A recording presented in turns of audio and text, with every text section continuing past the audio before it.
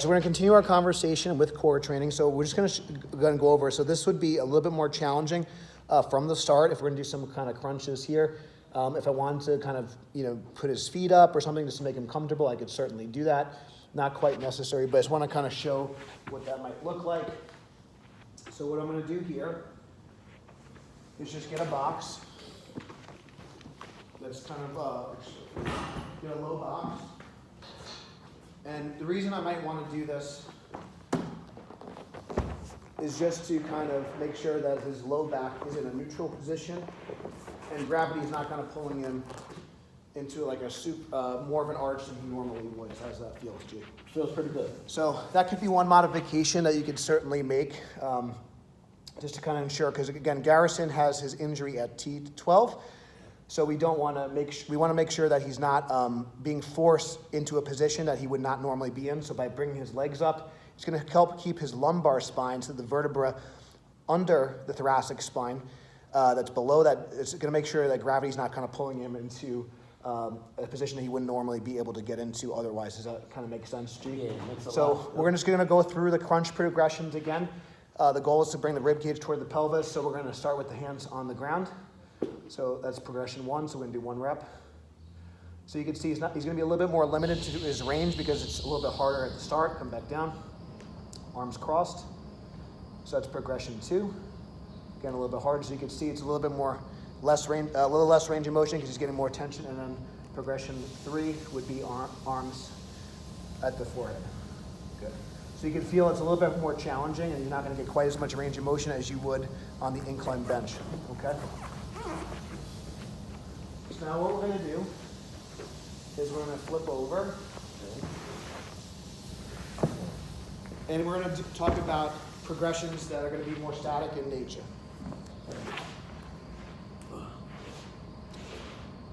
So the first thing that we can do is just have Garrison just bring his hands at his sides and just kind of try to bring his chest off the floor and just hold that contraction. So we call that kind of a spinal extension. So it's good, working the low back isometrically, and then he can relax here. And if he wants to kind of increase the difficulty a little bit, he can put his hands behind his head, clasp his hands. Again, we're not pulling on the neck, and then bring the elbows together, squeeze the upper back, and then lift off the floor. And that's going to be more weight. It's a little harder, right? Yeah. So, and relax. So right now, like if I was working with, if we were doing the workout here, I'd probably just have him start with his hands at his sides because it's less resistance for him.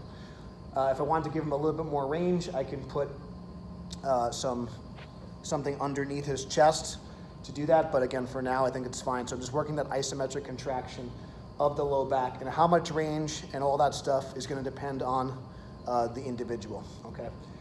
So now from here, another really important function of the muscles of the trunk is just stability. It's just being able to hold position. So we could do that from a plank position. So we're teaching the athlete to brace and able to transfer force. So Garrison can get on his forearms here. And he's just thinking about, again, holding that position, drawing his rib cage down. How does that feel? Feels good. Okay, and if we want to make it a little bit more quote-unquote sports specific, he can get in a push-up position and get his lats involved as well, so he can build up. So he can build up and he can go from a push-up position. He's also screwing his hands in the ground, so he's engaging his lats, his triceps, and his chest as well. And if you want to make this more of a dynamic, you can go walk down, and he can do reps like that. So he could walk down to a plank, and then back to a push-up position, and that could be like a variation, and the goal is to kind of prevent that side-to-side motion. So we could hold the plank for a time, we could hold the push-up position, we call it a pup, push-up position plank for all you dog lovers out there. So we call it a pup, push-up position plank, or just a regular plank, or a plank kind of walk up, so plank to pup. So we can go back down to the plank position. Excellent. And relax. So those we would do for time. So if you can kind of hold the plank longer than 10 seconds, 10 to 20 seconds, 30 seconds. Once you're kind of getting towards even like a minute, I think there's a point of diminished return. I would just increase the difficulty of the plank. And this is, again, a good place to start. So there's different things that you can kind of go adjust your base of support, adjust the incline, If this is a little bit more too challenging, there's other things that you could do with cables and things like that. And the last thing that we're gonna do, so G, you're gonna get back in a chair once you're ready. All right.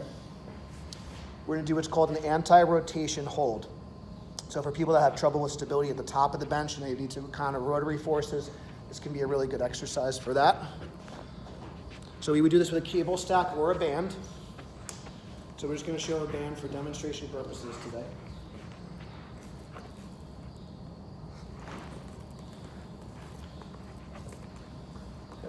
Yep. So what we do is have a cable or a band at about chest height. He's going to start with the band on his chest.